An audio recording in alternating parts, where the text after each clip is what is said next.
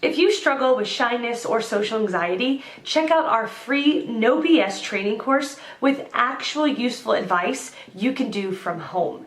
None of that just get out there nonsense. The link is in the description below. For now, let's get to today's question. The question: through what ways have you been able to overcome or control anxiety? Answer by Louise Sackville. When I was a salaried employee at a large corporation, my original boss was suddenly replaced by a new boss who seemed to just hate me from day one, and that caused me an acute case of anxiety.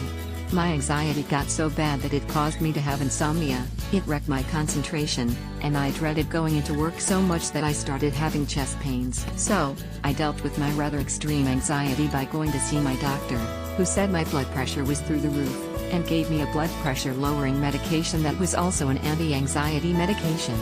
It worked for me.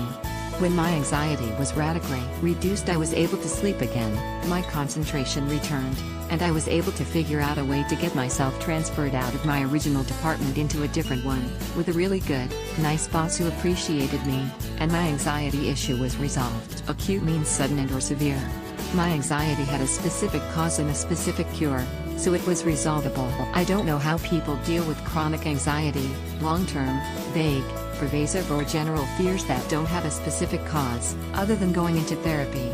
There are psychologists who have experience treating those with chronic anxiety using talk therapy and perhaps medication too, if appropriate. I think some people also deal with chronic anxiety by using meditation. Answer by Jim Musanti. Decades before I studied REAPT/CBT as a psychotherapist, I suffered from social anxiety. Bad. I literally would not go to any social events if I didn't know at least a few of the people who would be there, and even then it was a major problem. One of the earliest techniques I learned to help me successfully manage, it's unlikely I will ever totally eliminate it, my social anxiety was to watch my wife work a room. She could walk into a room of strangers and within the hour, everyone was her friend. How did she do this? From my corner of the room, I watched and analyzed what she did. And the number one thing she did was ask often, "So tell me about yourself."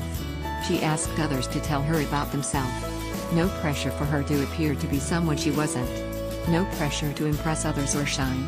She just got them talking about themselves and then showed authentic interest in their answers. Second thing I figured out, and still calms me to this day, is to reframe any new social experience, e.g., party, wedding, etc., as follows. Hope that helps.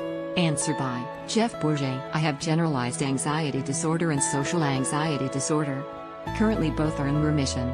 I've picked up some techniques for maintaining during anxiety attacks. One is to focus on the room you're in. Inventory the furnishings. I see a brown wood desk. I see a brown leather office chair and a brown wood desk. I see a grandfather clock, a brown leaf, or office chair and a brown wood desk. It seems fairly silly at first, but after enough practice, you can distract your mind from the worry and anxiety. In fact, there are a lot of distraction skills. Anything that takes your mind off the anxiety is okay. Practice is key. Do the exercise when you aren't in panic mode. When you need it, training will take over. Another direction to approach is overcome the physical changes that an anxiety attack causes. Practice breathing in for 5 seconds, hold your breath for 5 seconds and exhale for 5 seconds. Do the breathing smoothly, don't gulp air. This is another one that takes repetition. After you get breathing regulated, move on to heart rate. That is harder. Become aware of your heartbeat. During a panic attack that won't be hard. The idea, though, is to do it when you're calm. This is a very basic form of biofeedback.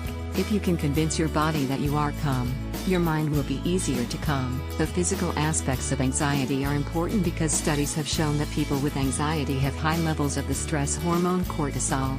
When you are having an anxiety attack, your body is going into flight or fight mode.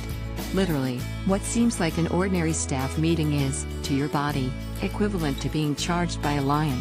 I can't emphasize enough the importance of doing these drills over and over in quiet time. Basically, you're teaching your body to ignore biological cues that were life and death in the wild. I hope these help, Jeff.